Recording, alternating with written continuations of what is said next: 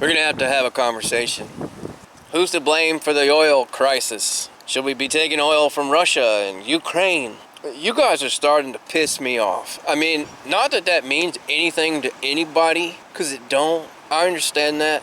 But you guys are starting to really, really, really piss me off. It's getting on my nerves. Like, whoa, this is Biden's fault. Whoa, we're making more oil now than when Trump was in office. Whoa, I'm not picking sides, because both sides are absolutely ridiculous. It's all about the money. You know, all the debate on where the oil's coming from. The oil comes from Canada. The pipeline doesn't matter. The oil comes from Canada. It doesn't make any difference how it gets here.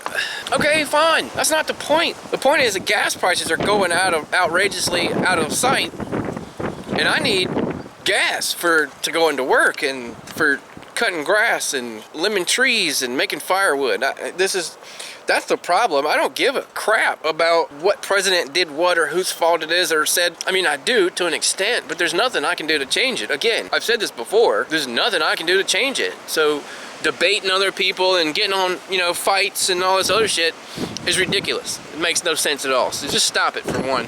With the oil and why we're not drilling it here, because, Psaki says, well, why don't you go ask the oil companies? They have 9,000 permitted sites they can drill. This is true. The oil companies are the ones that's holding us up. The oil companies made a decision not to drill, and there's a reason for that. The reason for that is what you're not hearing. That's the part everybody's skipping over. So you say, well, am I the only one who was like, well, it's Biden's fault? Well, he didn't.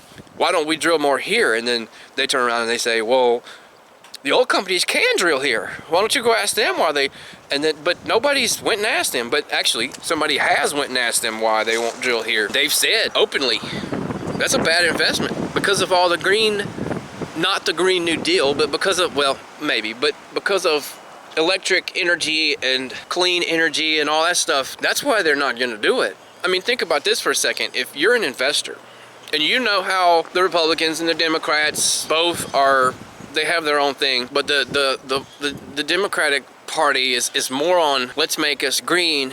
The Republican Party is too, from what I understand, but the fact is it's more one than the other. Let me just say that. And so the thing is, if you're an investor, you're an oil company investor, and you're looking at the political climate today, the biggest issue with the oil is that it's not being pulled out of the ground. And yeah, there's only a limited supply of it and blah, blah, blah, blah, blah. I got all the little facts. Everybody's got their facts that they're like, oh, well, what about this? What about that? What about... All those facts are mostly true for the most part. But how are you going to put all this together? So the oil companies have said openly it's a bad investment. If you're an investor, okay, you're an oil company CEO guy or whatever, considering our political climate, considering our political climate today and the green and the safe energy and the clean energy and everything that's being pushed right now, no matter what side you're on, it's happening. The world leaders would rather have us run on electric than petrol, and that's good. That's a great thing, but we still need petrol. And there's all the talk of paying a petrol tax. If you're still driving a car in 2030 or whatever, you have to pay a tax because you're using petrol on the road. And some people say it might be by the mile, it might be by whatever. All of that, right? There's a big risk that at any minute somebody could hammer down a policy that says no more petrol. If you're using petrol, you're paying a lot more money because on tax or whatever for using the petrol and killing our economy, killing our geologically destroying the earth. That's the thing. That's why it's a bad investment. The oil companies have said they'd love to drill. They would absolutely love to drill and make that money because that's what it is. It's making money. They drill, they make money. Lots of it. The reason they don't is because if they spend hundreds of millions of dollars in infrastructure, in equipment and rentals and workers, vehicles, drill heads, all that stuff, and setting up the infrastructure and to begin the drilling process, You can look it up. I don't really know much about it, but I do know it costs a lot of money just to do it. If they spend hundreds of millions of dollars per site to set this stuff up, and they get their drill in the ground and they start pulling out oil, something completely separate from that could happen. Not a Green New Deal, maybe a little, but that's not what I'm talking about specifically. But you know, one of the parties could say, look, no more petrol, it's out. If they shut them down, because I think we all know that it can get shut down really quickly, all it takes is a signature. So if something happens and they shut that down, no more oil or no more drilling or whatever, then hundreds of millions of dollars that the oil companies have pumped into pumping oil out is gone. They don't get reimbursed for that.